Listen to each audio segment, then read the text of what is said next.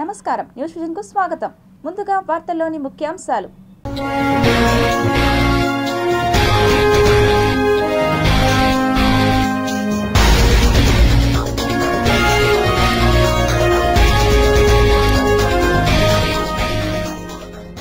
ఇజ్రాయెల్పై Baahubali missile quorum షహార్ను ప్రయోగించిన Iran, ఊహకందని విధ్వంసం. అన్ని మంచి శకునాలే, ముంబై కా బాప్లా వైజాగ్, సీఎం చంద్రబాబు కీలక వ్యాఖ్యలు. డిజిటల్ విధానాన్ని ప్రవేశపెట్టిన టీటీడీ, ప్రయోగాత్మకంగా లడ్డూ కేంద్రాల వద్ద కియోస్క్ ఏర్పాటు. కల్తీ నెయ్యి కేసులో అక్రమాలు బట్టబయలు, తిరుమలతో పాటు ప్రసిద్ధ దేవాలయాలకు కల్తీ నెయ్యి సరఫరా. పీజీఆర్ఎస్ కు వినతుల వెల్లువ, ఆన్లైన్లోనూ అర్జీల నమోదుకు అవకాశం.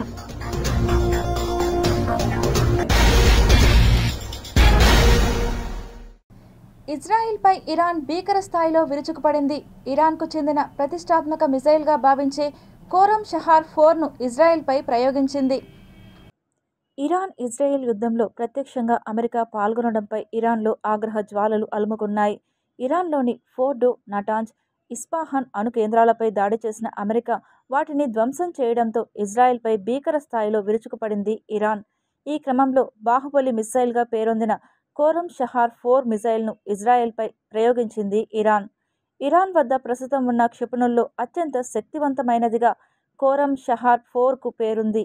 ఈ మిసైల్ను ఇజ్రాయెల్పై ప్రయోగించింది ఇరాన్. అంతేకాక మరో 40 మిసైల్స్ను ఏకధాటిగా ఇజ్రాయెల్లోని పలు కీలక స్థావరాలపై ప్రయోగించినట్లు ఇరాన్ మీడియా పేర్కొంది. ఈ దాడుల్లో ఇజ్రాయెల్లోని Ben Gurion airport, logistics hubs, command control భవనాలు నేలమట్టం అయినట్లు తెలిపింది. ఈ మిసైల్ను ఇరాన్ ఏరోస్పేస్ ఇండస్ట్రీస్ సంస్థ రూపొందించింది. ఇది medium range ballistic missile.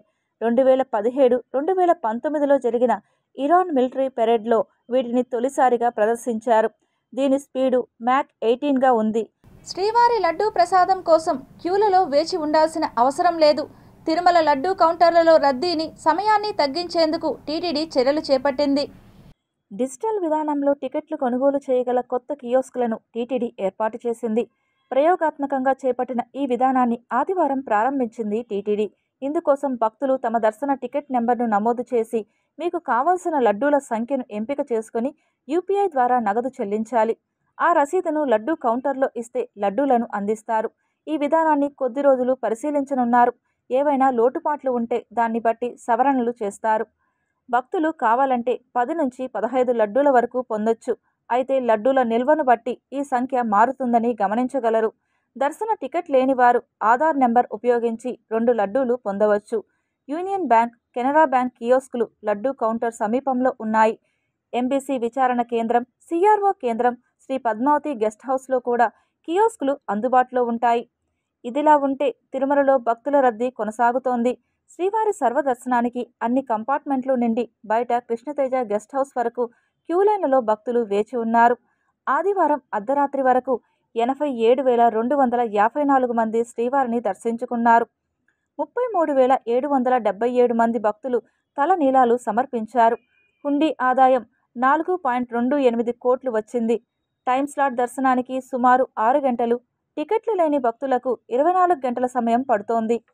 Tirumala laddu ప్రసాదం తయారీకి కల్తీ నెయ్యి సరఫరా చేసిన వ్యవహారంపై సిట్ విచారణలో సంచలన విషయాలు బయటపడ్డాయి. ఈ వ్యవహారంలో కీలక పాత్ర పోషించిన ఉత్తరాఖండ్కు చెందిన బోలేబాబా డైరీ తిరుపతి నగరంలోని ఓ చిన్న డైరీని అడ్డం పెట్టుకుని రాష్ట్రంలోని ప్రముఖ దేవాలయాలకు కల్తీ నెయ్యిని పంపినట్లు అధికారులు ప్రాథమికంగా గుర్తించారు. విజయవాడ దుర్గమ్మ, శ్రీశైలం, శ్రీకాళహస్తి, కాణిపాకం, ద్వారకా, తిరుమల లాంటి పుణ్యక్షేత్రాలకు బోలేబాబా సంస్థనే పరోక్షంగా నెయ్యిని సరఫరా చేయించినట్లు నిర్ధారణకు వచ్చారు. తిరుపతిలో డైరీకి కమిషన్లు చెల్లించి ఆ కంపెనీ పేరుతోనే కల్తీ నెయ్యిని పంపినట్లు సిట్ అధికారులు విచారణలో తేల్చారు. ఇప్పటి వరకు టీటీడీకి మాత్రమే కల్తీ నెయ్యి సరఫరా జరిగిందని అంతా భావిస్తున్నారు. కానీ A12గా ఉన్న Bholebaba dairy general manager Harimohan Rana Nellore ACB కోర్టులో మూడోసారి బెయిల్ పిటిషన్ దాఖలు చేయగా దీన్ని ఏపీపీ వ్యతిరేకిస్తూ వినిపించిన వాదనల సందర్భంగా ఈ ఆశ్చర్యకర విషయాలు బయటపడ్డాయి. ఉత్తరాఖండ్లోని బోలేబాబా డైరీని 2022లో టీటీడీ బ్లాక్ లిస్టులో పెట్టిన తర్వాత మాల్ గంగా అనే డైరీని తెరపైకి తీసుకొచ్చింది. ఈ కంపెనీకి కమిషన్ చెల్లించి సుగంధ ఆయిల్స్, పామోలిన్ సహా పలు రసాయనాలతో తయారు చేసిన కల్తీ నెయ్యిని పరోక్షంగా బోలేబాబా డైరీనే టీటీడీకు పంపిందని ఏపీపీ వాదన వినిపించింది. ఈ కల్తీ నెయ్యి వ్యవహారంలో హరిమోహన్ రాణా మాస్టర్ మైండ్ అని, బయటకు వెళ్తే సాక్ష్యాధారాలు మాయం చేస్తాడని, సాక్షులను ప్రభావితం చేసే అవకాశం ఉందని ఏపీపీ వాదించగా ఏకీభవించిన న్యాయమూర్తి బెయిల్ పిటిషన్ను తిరస్కరించారు. మరోవైపు సుదీర్ఘ విచారణతో కల్తీ నెయ్యి సరఫరా చేసిన కేసులో పాత్రధారులెవరన్నది సిట్ బృందం దాదాపుగా తేల్చేసింది. ఇప్పుడు తప్పించుకు తిరుగుతున్న నిందితుల కోసం వేట కొనసాగుతోంది.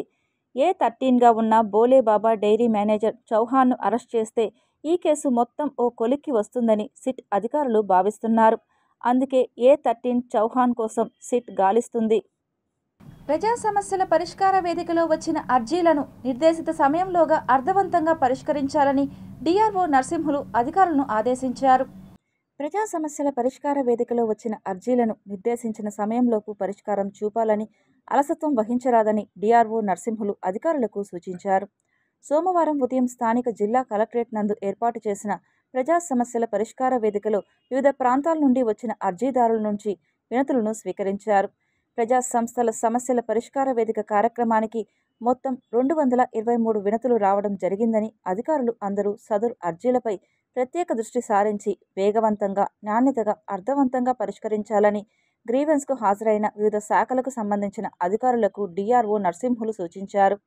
అదేవిధంగా రాష్ట్ర వ్యాప్తంగా ఉన్న పార్ట్స్ విద్యా కార్మికులు, మున్సిపల్ కార్మికుల సమస్యలను కూటమి ప్రభుత్వం వెంటనే పరిష్కరించాలని, గతంలో ఇచ్చిన జీవోలను అమలు చేయాలని, లేని పక్షంలో రాష్ట్ర వ్యాప్తంగా నిరసన కార్యక్రమాలు చేపడతామని AP municipal workers employees union demand చేశారు. మా మోడీ గారు కాలు గడిగినారు, మా చంద్రబాబు అందరూ కూడా ఏంటంటే పవన్ కళ్యాణ్ గారు సెలవు కప్పాడు, మా చంద్రబాబు కూడా కాలకు మొక్కినాడు, ఇట్లా అనేక మాయ మాటలు చెప్పి ఓట్లో వేసుకోవడం జరిగింది.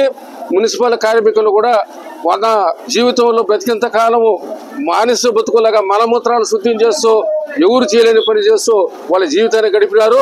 ఈ తెలుగుదేశం కూటమి వచ్చిన తర్వాత గతంలో ఒప్పుకునేది కొత్తగా ఇచ్చేదేవిలే, ఒప్పుకునేదాన్ని అమలు చేస్తానని చెప్పేసి ఆశతో వేసి ఓట్లు గెలిపించుకోవడం జరిగింది. జనసంఘ్ వ్యవస్థాపకులు, భారతీయ జనతా పార్టీ మూల కారకులు శ్యామ్ ప్రసాద్ ముఖర్జీ వర్ధంతి వేడుకలను తిరుపతిలో బీజేపీ నాయకులు ఘనంగా నిర్వహించారు. శ్యామ్ ప్రసాద్ ముఖర్జీ గారు మన దేశ అభివృద్ధికి కీలక పాత్ర పోషించారు. శ్యామ్ ప్రసాద్ ముఖర్జీ గారు ఒక దేశానికి ఒకే రాజ్యాంగం, ఒకే జెండా, ఒకే ప్రధాని ఉండాలని అప్పట్లోనే 370 ఆర్టికల్ రద్దుకు ఆయన ఎంతో అవిరళ కృషి చేశారు. దాని ఫలితంగానే ఈరోజు మన గౌరవ ప్రధాని నరేంద్ర మోడీ గారు, అలాగే హోంమంత్రి అమిత్ షా గారు 370 ఆర్టికల్ను రద్దు చేసి ఆయనకు శ్యామ్ ప్రసాద్ ముఖర్జీ గారికి ఘనమైన నివాళి అర్పించారు.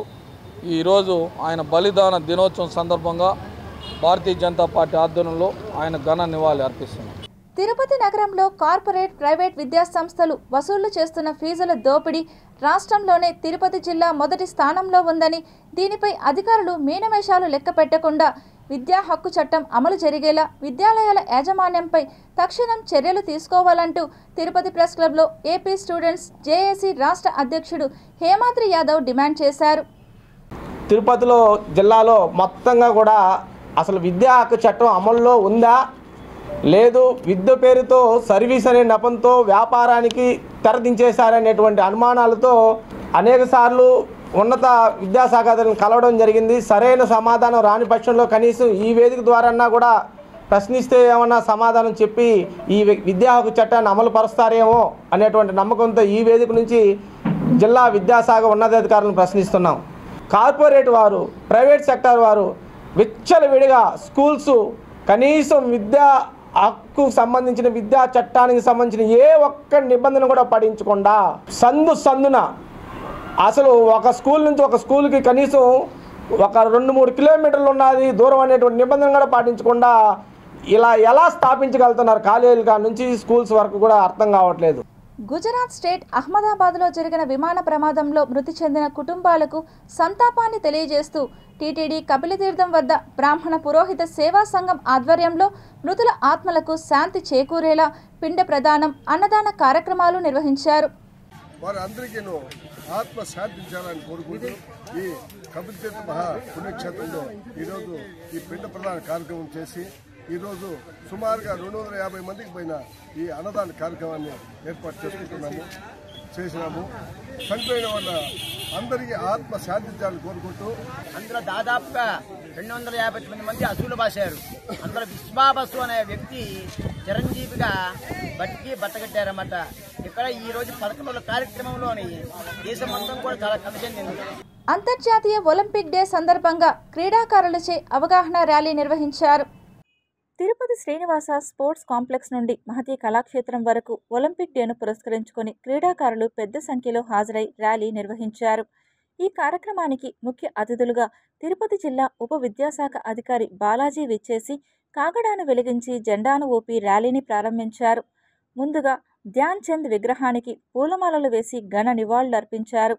ఈ సందర్భంగా వారు మాట్లాడుతూ ఒలింపిక్లో క్రీడాకారులు రాణించాలని పేర్కొన్నారు. నగరంలోని విద్యార్థులు, క్రీడాకారులు పెద్ద సంఖ్యలో హాజరై ర్యాలీలో పాల్గొనడం శుభ పరిణామమని హర్షం వ్యక్తం చేశారు. బాల్యం నుండే ఒలింపిక్ క్రీడలపై మక్కువ పెంచుకొని ఒలింపిక్లో రాణించాలని తెలిపారు. ఒలింపిక్ దినోత్సవ సందర్భంగా క్రీడాకారులకి, కోచెస్కి, క్రీడా సంఘాలకి ఒలింపిక్ డే శుభాకాంక్షలు.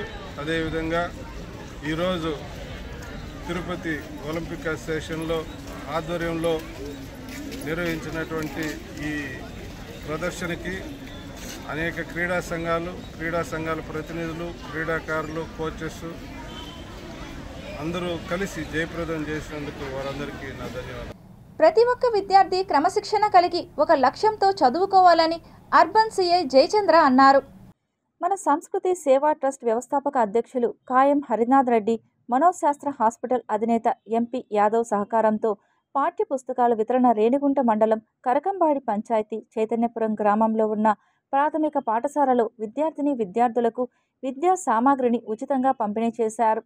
ఈ కార్యక్రమానికి ముఖ్య అతిథిగా రేణిగుంట అర్బన్ సిఐ జయచంద్ర చేతుల మీద విద్యార్థులకు స్వీట్లు, విద్యా సామాగ్రి పంపిణీ చేశారు.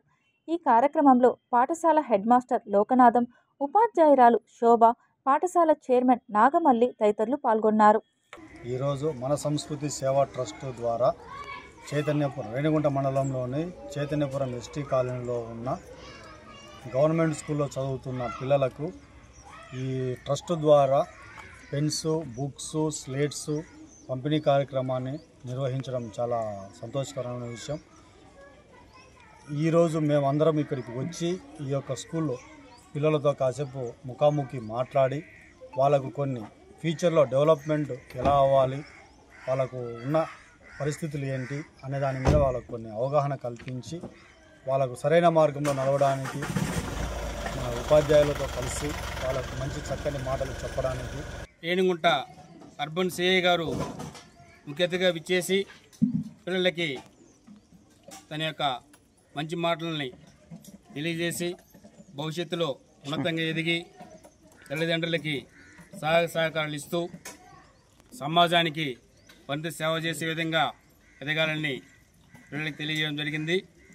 ఈ యొక్క కార్యక్రమంలో పిల్లల యొక్క భవిష్యత్తు కోసం తల్లిదండ్రులుగా లేదా చుట్టుపక్కల వారుగా సమాజానికి ఎంతో కొంత చేయాలనే ఉద్దేశంతో ట్రస్ట్ ఈ యొక్క కార్యక్రమాన్ని నిర్వహించడం జరిగింది. రామచంద్రాపురం మండలంలో ప్రజా సంపదను కొల్లగొడుతున్న వారిపై కఠిన చర్యలు తీసుకోవాలని సిపిఎం జిల్లా కార్యవర్గ సభ్యులు జయచంద్ర డిమాండ్ చేశారు. రామచంద్రాపురం మండలంలో మట్టి మాఫియాను అరికట్టాలని, వారికి సహకరించిన అధికారులపై చర్య తీసుకోవాలని కోరుతూ భారత కమ్యూనిస్టు పార్టీ మార్క్సిస్ట్ ఆధ్వర్యంలో డిఆర్ఓ గారికి వినతి పత్రం సమర్పించారు. ఆదివారం సిపిఎం పార్టీ బృందం కొండలను, గుట్టలను తవ్విన ప్రాంతాలను పరిశీలన చేసింది. అందులో అనేకమైన విషయాలు కళ్లకు కట్టినట్లు చూపించారు. కొత్తగండ్రిగా, మిట్టగండ్రిగా, ఎల్వీపురం, గణేష్పురం, రాయల చెరువు, గుండోడు కణం తదితర ప్రాంతాలను పరిశీలన చేశారు. ఈ సందర్భంగా సిపిఎం జిల్లా కార్యవర్గ సభ్యులు జయచంద్ర మాట్లాడుతూ, కొండలను కరిగించి గుట్టలను తవ్వి ఎర్రమట్టి బంగారాన్ని ప్రతిరోజు లక్షల రూపాయలకు అమ్ముతున్నారని, నిత్యం భారీ యంత్రాలను తీసుకొచ్చి కొండలు గుట్టలను తొలచి మట్టిని అక్రమంగా తరలిస్తూ పర్యావరణాన్ని కాపాడాల్సిన నాయకులు పచ్చటి కొండలను తొలిచి అందులో ఉన్న ఎర్ర బంగారాన్ని తొలగించడం దారుణమన్నారు. తవ్విన మట్టినంతా ఇటుక బట్టీలకు, ప్రైవేట్ వెంచర్లకు, ఇతర అవసరాలకు అమ్ముకుంటూ లక్షల రూపాయల డబ్బు సంపాదించుకుంటున్నారు.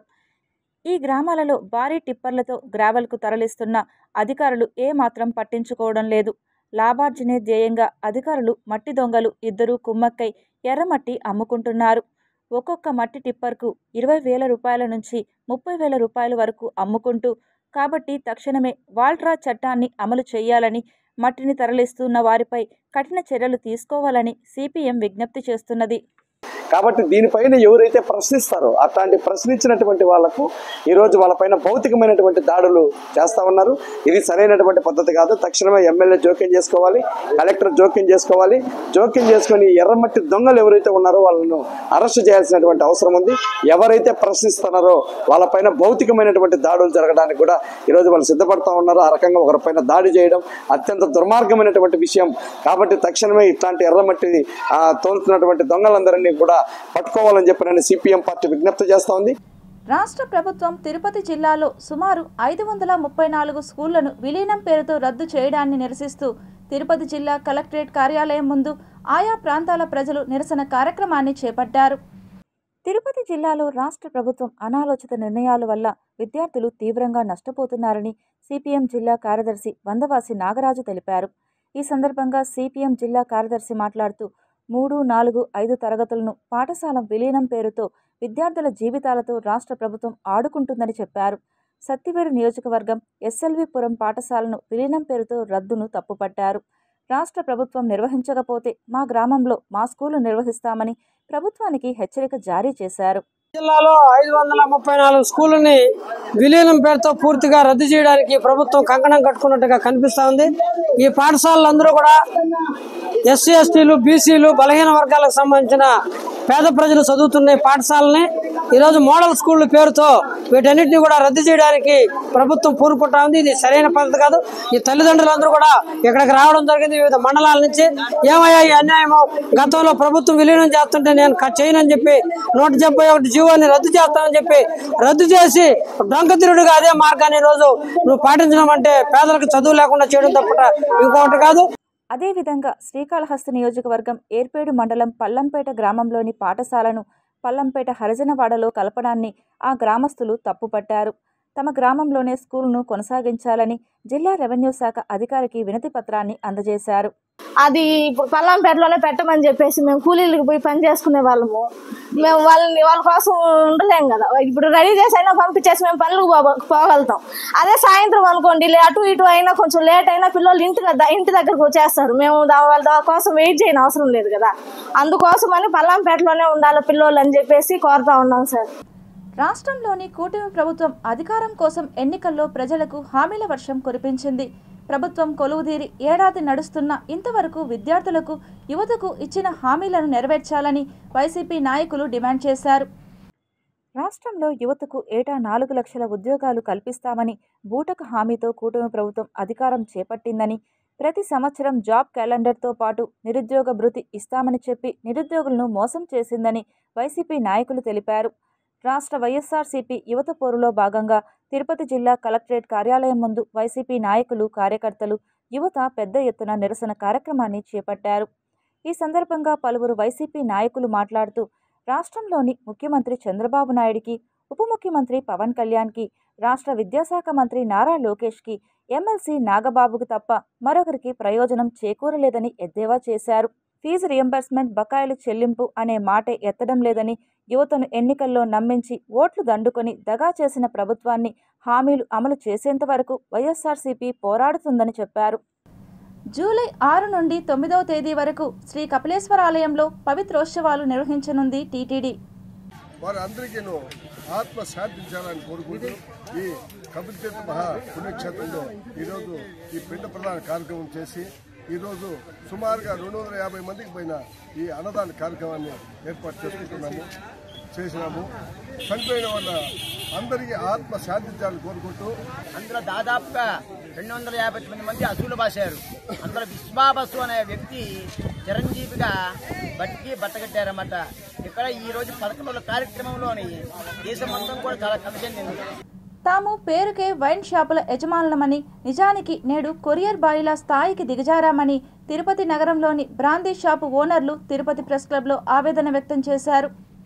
బార్లలో మద్యం సేవించడానికి పర్మిషన్లు ఉన్నట్లు మద్యం దుకాణాలలో మద్యం ప్రియులు కొన్న మద్యాన్ని సేవించే సౌకర్యం లేదన్నారు. దీనివల్ల మద్యం బాబులు రోడ్లపై నిలబడి ఎక్కడ మరుగు దొరికితే అక్కడ సేవిస్తూ తమకు తలనొప్పిగా తయారయ్యారని ఆవేదన వ్యక్తం చేశారు. ప్రభుత్వం కోరినట్టు ఏడాదికి 5 లక్షలు చెల్లిస్తామని, తమకు రూమ్ పర్మిషన్ ఇవ్వాలని కోరారు. అంటే మేము ఏ రాజకీయ పార్టీకి సంబంధించిన వాళ్ళు కాదు, కేవలం వ్యాపారస్తులు మాత్రమే. రాజకీయాలతో మాకు సంబంధం లేదు. మీకు రాజకీయంగా ఏమనంటే రాజకీయంగా ఫైట్ చేసుకోవచ్చు, కానీ వైన్ షాపులతో మాత్రం ఏముంది వ్యాపారస్తులతో. మేము ఆల్రెడీ డిప్ వేసుకున్నప్పుడు చాలా లక్షలు కోల్పోయిన అప్లికేషన్లకి చాలా డబ్బు ఖర్చు పెట్టాము. గవర్నమెంట్ షాప్ నుంచి ప్రైవేట్ షాప్ వచ్చినప్పటికీ ప్రైవేట్ షాప్ని ఎస్టాబ్లిష్ చేయడం కోసం గవర్నమెంట్ షాప్ని చాలా డబ్బు ఖర్చు పెట్టాము. మేము దాని నుంచి చాలా నష్టపోయాం ఇప్పటివరకు. ఇప్పటికి మేము వడ్డీలు కట్టుకొని సరిపోతుంది. జస్ట్ మేము చేసేది కొరియర్ జాబ్. వైన్ షాప్లో డిపోలో మందు తీసుకొస్తున్నాం, ఇక్కడ అమ్ముతాం, ఆ డబ్బు తీసుకొని మేము డిపోకే కడతాం.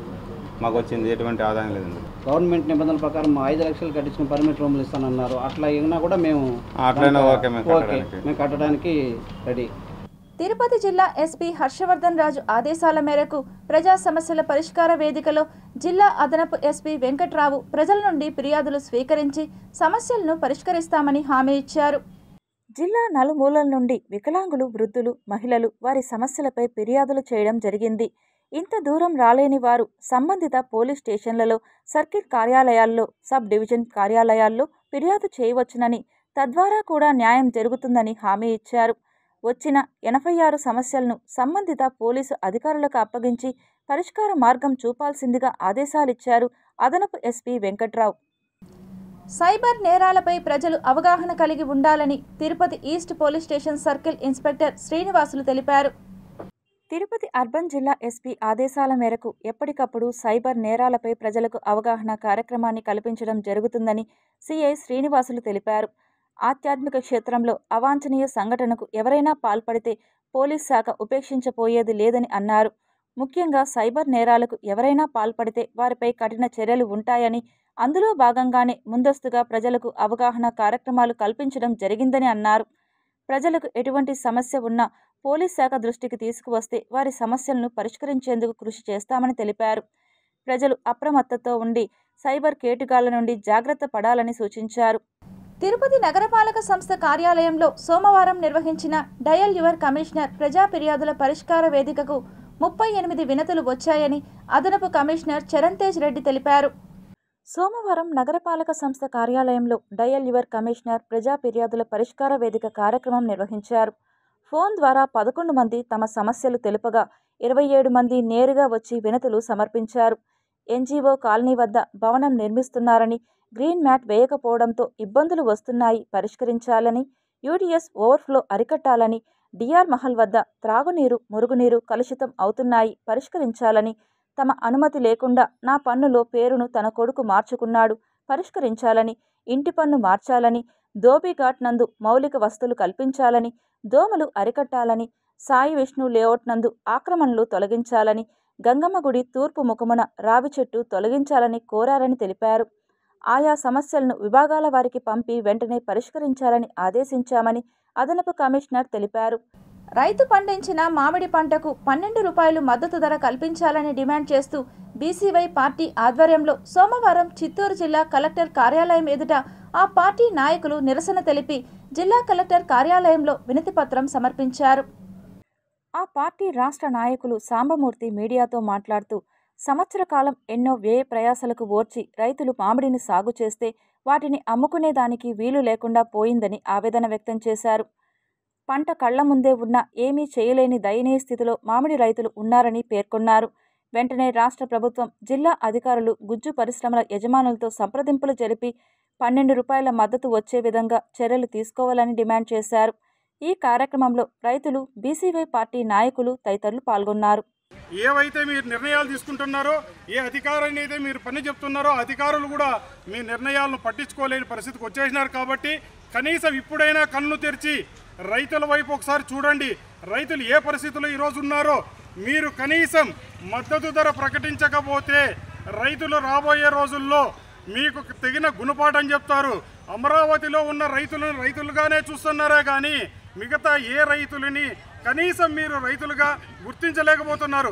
కాబట్టి ప్రభుత్వం వెంటనే ఈ దళారీ వ్యవస్థను కానీ ప్రోత్సహించకుండా పోలీసును కూడా సహకారం తీసుకొని వారిని వెంటనే అదుపులోకి తీసుకొని ఈ దళారులను కూడా నియంత్రించాల్సినటువంటి అవసరం ఎంతైనా ఉంది ప్రభుత్వం మీద. ఈ నష్టపోయినటువంటి రైతాంగాన్ని ప్రభుత్వం అన్ని విధాలు ఆదుకోవాలి. 1,50,000 ఎకరాల్లో ఈ పంట నిజంగా కూడా ఒక విధంగా పండి కూడా నష్టం వాళ్ళు చవిచూస్తూ ఉన్నారు. అబద్ధపు హామీలతో గద్దెనెక్కిన కూటమి ప్రభుత్వం విద్యార్థులకు నిరుద్యోగులకు మోసం చేసిందని వైఎస్ఆర్ కాంగ్రెస్ పార్టీ విద్యార్థి విభాగం నాయకులు ఆరోపించారు. సోమవారం చిత్తూరు జిల్లా కలెక్టర్ కార్యాలయం ఎదుట వైఎస్ఆర్ కాంగ్రెస్ పార్టీ యువజన విభాగం ఆధ్వర్యంలో నిరసన కార్యక్రమాన్ని చేపట్టారు. ఈ సందర్భంగా వైఎస్ఆర్ కాంగ్రెస్ పార్టీ యువజన విభాగం నాయకులు మనోజ్ హేమంత్ మాట్లాడుతూ కూటమి ప్రభుత్వం అధికారంలోకి రావడానికి 420 హామీలను ఇచ్చిందని ఆరోపించారు. ప్రధానంగా సూపర్ 6 హామీలు ఇచ్చారని, అందులో ఏ ఒక్కటి నెరవేర్చలేదని ధ్వజమెత్తారు. సంవత్సర కాలంగా యువత విద్యార్థులు ఎంతో నష్టపోయారు. గత ప్రభుత్వంలో విద్యార్థులకు కావచ్చు, యువతకు కావచ్చు అత్యధిక ప్రాధాన్యత ఇచ్చినారు. ఈ ప్రభుత్వము మోసపు హామీలు, అబద్ధపు హామీలతో అధికారంలోకి వచ్చి సంవత్సరం గడుస్తున్నా కానీ విద్యార్థులకు కావచ్చు, ప్రీ రియంబర్స్మెంట్ కావచ్చు, నిరుద్యోగ భృతి కావచ్చు, 18 ఏళ్ల నిండిన ప్రతి మహిళకి 1,500 రూపాయలు, సంవత్సరానికి 18,000 రూపాయలు ఇస్తామని చెప్పి అనేక హామీలు ఇచ్చినారు. వీటినన్నింటినీ నెరవేర్చి ఈ ప్రజల యొక్క కోపతాపాల నుంచి కొంతైనా తగ్గించుకోవాలని చెప్పి మనస్ఫూర్తిగా మీ ద్వారా ప్రభుత్వాన్ని, కూటమి ప్రభుత్వాన్ని కోరుతున్నాం. ఎస్వి గవర్నమెంట్ పాలిటెక్నిక్ కాలేజీ నందు పాలిసెట్ కౌన్సిల్ నిర్వహిస్తున్నట్లు కళాశాల ప్రిన్సిపల్ దామోదర్ తెలియజేశారు. ఎస్వి పాలిటెక్నిక్ కళాశాల నందు నిన్నటి నుండి నిర్వహిస్తున్న పాలిసెట్ కౌన్సిల్కు విద్యార్థులు పెద్ద సంఖ్యలో పాల్గొంటున్నారని కళాశాల ప్రిన్సిపల్ తెలియజేశారు. నిన్న మొదటి ర్యాంకు నుండి 32,000 ర్యాంకు వరకు కౌన్సిల్ నిర్వహించి 303 మంది విద్యార్థులు తమ కళాశాలలో సీటు సంపాదించారని, అలాగే నేడు 32,001వ ర్యాంకు నుండి 50,000 వరకు కౌన్సిల్ నిర్వహిస్తున్నట్లు తెలియజేశారు. ఈ కౌన్సిల్కు హాజరయ్యే విద్యార్థులు గతంలో తెలియజేసిన విధంగా సంబంధిత పత్రాలతో హాజరవ్వాలని ఆదేశించారు. ఎస్వి గవర్నమెంట్ పాలిటెక్నిక్ కేంద్రంగా మనకు 2 రోజుల నుంచి పాలిసెట్ కౌన్సిల్ జరుగుతుంది. నిన్నటి వరకు 32,000 ర్యాంక్ వరకు జరిగింది. ఇంతవరకు 303 మంది విద్యార్థులు మన కాలేజీ నుంచి కౌన్సిలింగ్ చేయించుకున్నారు. ఈరోజు 32,001 నుంచి 50,000 వరకు జరుగుతుంది. దీనికి మేము ఆల్రెడీ అడ్వర్టైజ్మెంట్ అన్నీ కూడా ఇచ్చాము, ఏమేమి సర్టిఫికేట్ తీసుకురావాలని. అయినా మళ్ళీ ఒకసారి చెప్తాను. మనం ఫీజు కడతాం కాబట్టి దాని యొక్క రిసిప్ట్ ఫీజు రిసిప్ట్ అంటారు, POLYCET hall ticket, POLYCET rank card, 4th class నుంచి 10th క్లాస్ వరకు study certificates, income certificate, cash certificate, TC original, ఇవన్నీ కాకుండా ఒకవేళ ఓసీ క్యాండిడేట్స్ ఈడబ్ల్యూఎస్ సర్టిఫికేట్ ఉంటే అది. కానీ ఈడబ్ల్యూఎస్ సర్టిఫికేట్ మాత్రం 25లోనే ఇచ్చి ఉండాలి. 1/1/2025 తర్వాత ఇచ్చింది మాత్రమే చెల్లుబడి అవుతుంది. Tirupati bullion gold jewellery and silver merchants association సమాచారం మేరకు తిరుపతి లోకల్ బులియన్ మార్కెట్లో బంగారం, వెండి ధరలు ఇలా ఉంటాయి. 24 క్యారెట్ల బంగారం 10 గ్రాముల ధర 1,02,000 రూపాయలు. 22 క్యారెట్ల బంగారం 1 గ్రాము ధర 9,230 రూపాయలు. వెండి 1 కేజీ ధర 1,10,000 రూపాయలు. రీటైల్ వెండి 1 గ్రాము ధర 113 రూపాయలుగా ఉంటుంది. వార్తలు ముగించే ముందు ముఖ్యాంశాలు మరోసారి చూద్దాం.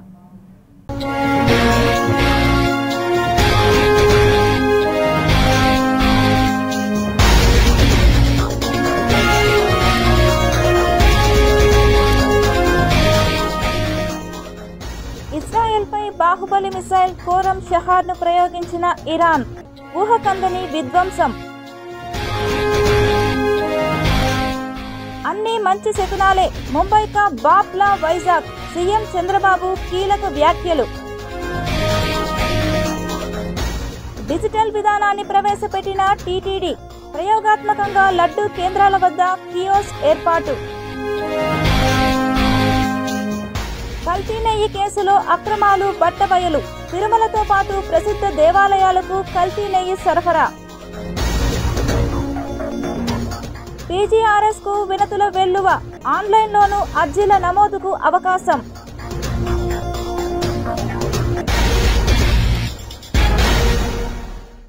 ఈ వార్తలు ఇంతటితో సమాప్తం. సమగ్ర సమాచారంతో న్యూస్ విజన్లో మళ్ళీ కలుద్దాం. అంతవరకు సెలవు. నమస్కారం.